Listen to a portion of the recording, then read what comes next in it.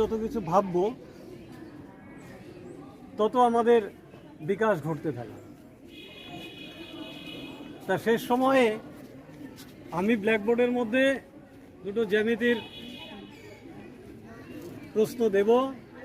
যে পারবে কথা বলবে না, যে পারবে সামনে এসে অঙ্কটা করতে পারো, অথবা কিভাবে করবে সেটা বললেও চলবে।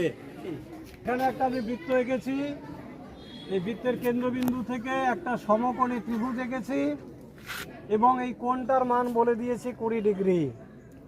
এবার আমি চিহ্নিত করেছি যে জায়গাটা, এই কোণটার মান কত হবে? 290। ভালো করে ক্যালকুলেট করো, একবারই উত্তর দেওয়ার সুযোগ পাবে।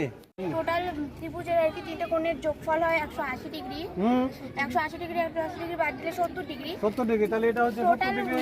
এটা কত? 70 ডিগ্রি লেখো। 70 ডিগ্রি লেখো। এটা তো পুরো মানে কি, এটা হচ্ছে 360 ডিগ্রি। রাইট। 360 ডিগ্রি থেকে যদি আমরা 70 ডিগ্রি মাইনাস করি, রাইট, তবে 290 ডিগ্রি। 200, তুমিও 290 ডিগ্রি করেছো। প্রথম দিকে একটু ঘাবড়ে গেছিলে, তাই তো? তাহলে দুজনেই উত্তরটা আলটিমেটলি সঠিকভাবে দিতে পেরেছে। রাইট, তাদের জন্য তাহলে একটা জোরদার হাততালি।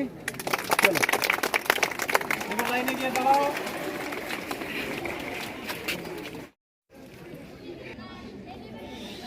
আমি এই একটা অর্ধবৃত্ত আঁকলাম। এবার এখানে আরেকটা অর্ধবৃত্ত এঁকেছি, দেওয়া আছে 7 সেন্টিমিটার, আর এই অর্ধবৃত্ত যেটা আছে তার ব্যাসের মান দেওয়া আছে 14 সেন্টিমিটার। তাহলে এই চিহ্নিত করা জায়গাটির ক্ষেত্রফল কত হবে?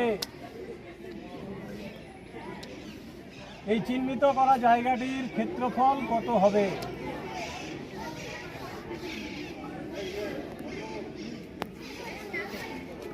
অর্ধবৃত্ত আছে যার ব্যাস আমি বলে দিয়েছি 7 সেন্টিমিটার ব্যাস। এখানে আরেকটা অর্ধবৃত্ত আছে যার ব্যাস আমি বলে দিয়েছি 14 সেন্টিমিটার। এবার আমি একটা জায়গাকে চিহ্নিত করেছি, এই চিহ্নিত জায়গাটির ক্ষেত্রফল কত হবে? বলো, সামনে চলে এসো, চোখ ধরো।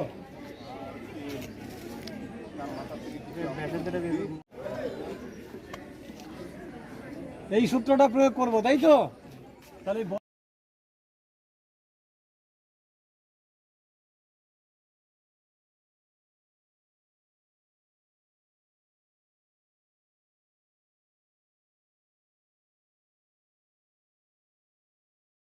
কি বোঝা গেছে?